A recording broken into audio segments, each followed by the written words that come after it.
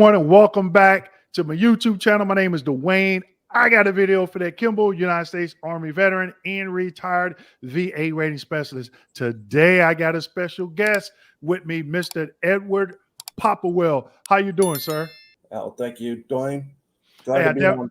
Hey, I appreciate you being on, and thank you for taking the time out of your busy schedule to do this interview. I know a lot of veterans is going to benefit from what you have to share today. So, first question: what branch of service did you serve in? Right here, sir. U.S. Navy Seabees, one and only. Okay, so the Seabees, what is that like? You all build things, construct buildings?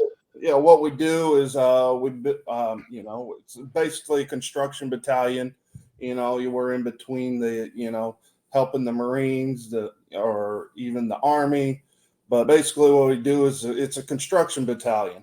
And, like it says, we bite, we build, we fight, can do. It's a fighting battalion and a construction battalion all in one. Okay, cool. I was a 12 Bravo combat engineer, and we would go in and build certain things, but a lot of it was clearing land, digging trenches, ditches, and hauling dirt, moving dirt, and stuff like that. Well, I did plenty of that too. Okay. Nice little heave-ho shovel. Yeah, there you go. All right, so we're going to get into some questions about this whole VA claims process. A lot of veterans are going through, so I'll keep them fairly simple, straight to the point.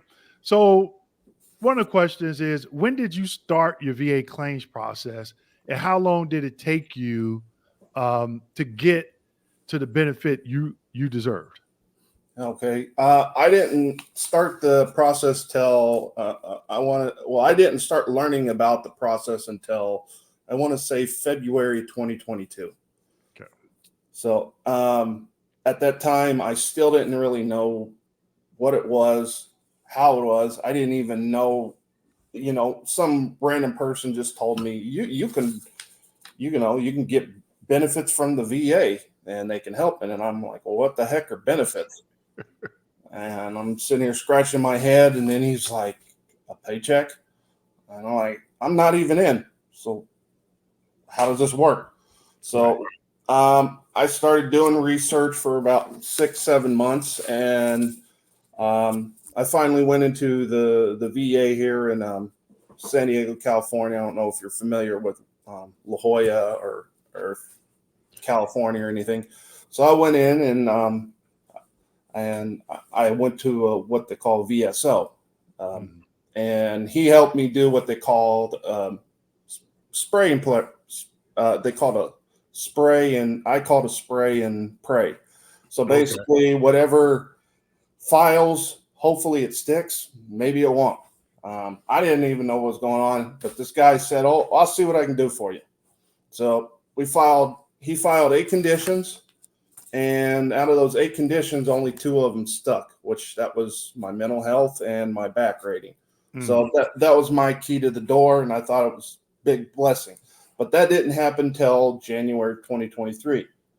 Now, one thing that got on me, and then I was like really wanting to fight for, was my the tinnitus claim, because I spoke to a veteran, and he was like, well, you can get this ringing in your ears, and I knew I had it since I've been in service, and he led me to believe, this doesn't have to be in your records, and you can connect it.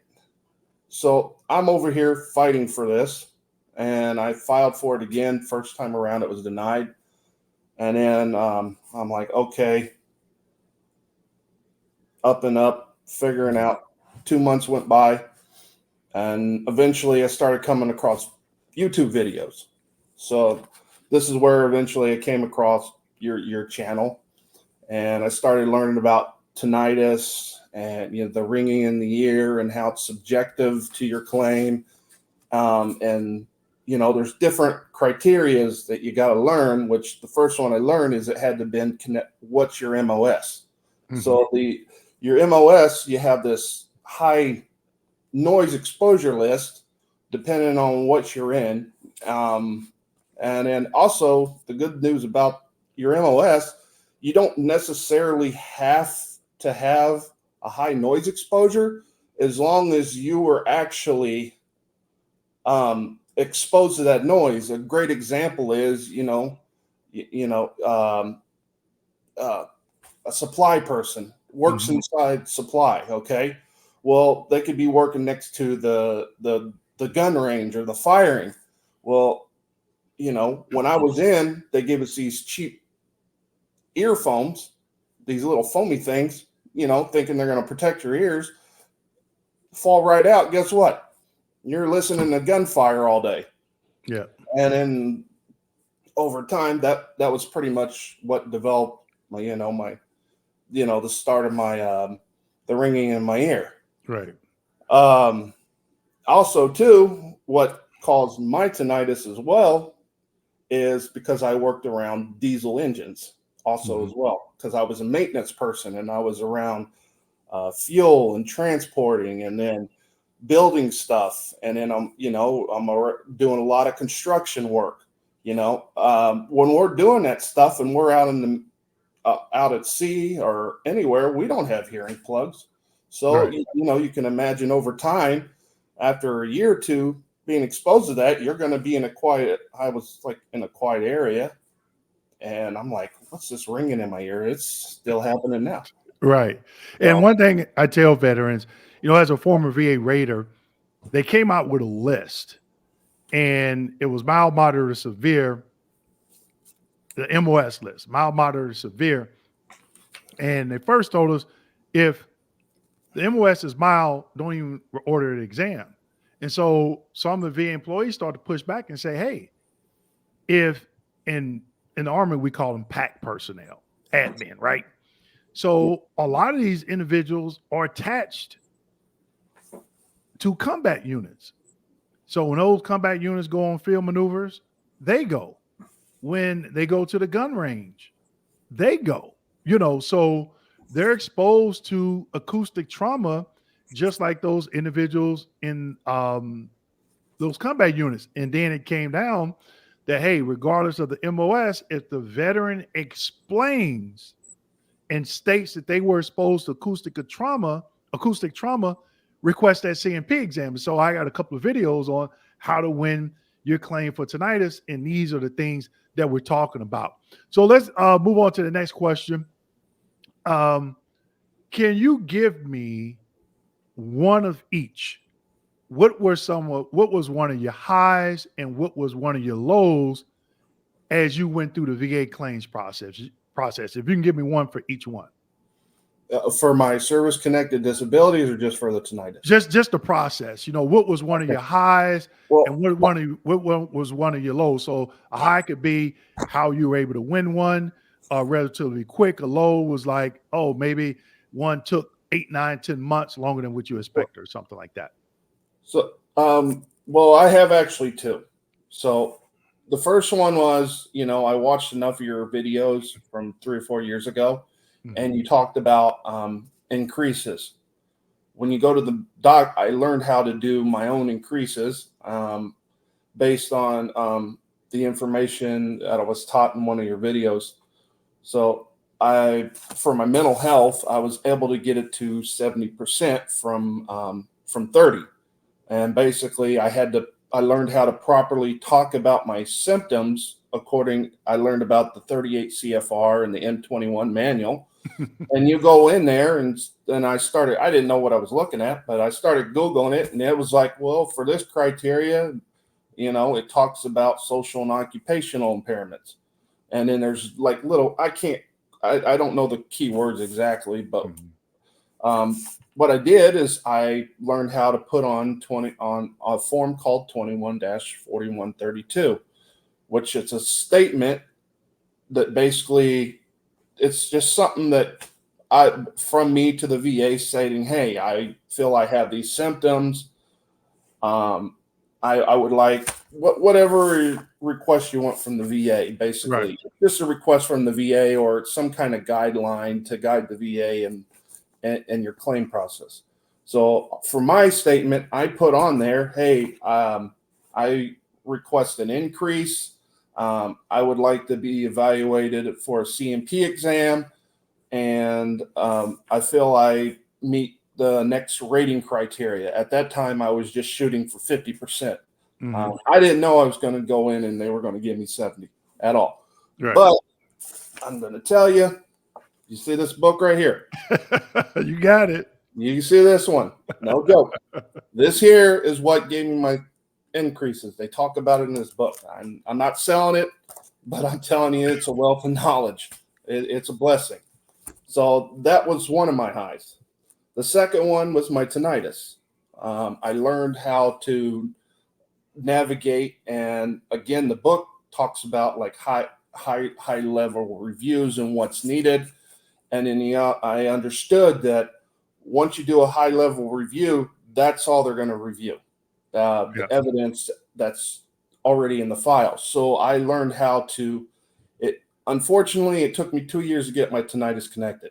So I was denied really 3 different times before I officially said, the heck with it. I don't think this is right. And I finally went to the high level review. And during that high level, during submitting the supplemental claim, every time I went in and I felt like there was this thing called, I felt like the VA was, or whoever was doing my claim, I felt like it was developed to deny.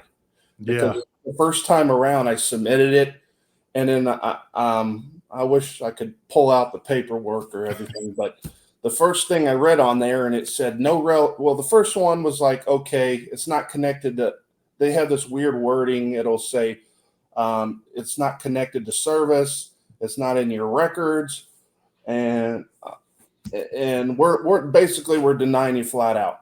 But in the favorable findings, it said you have high MOS exposure. We acknowledge tinnitus.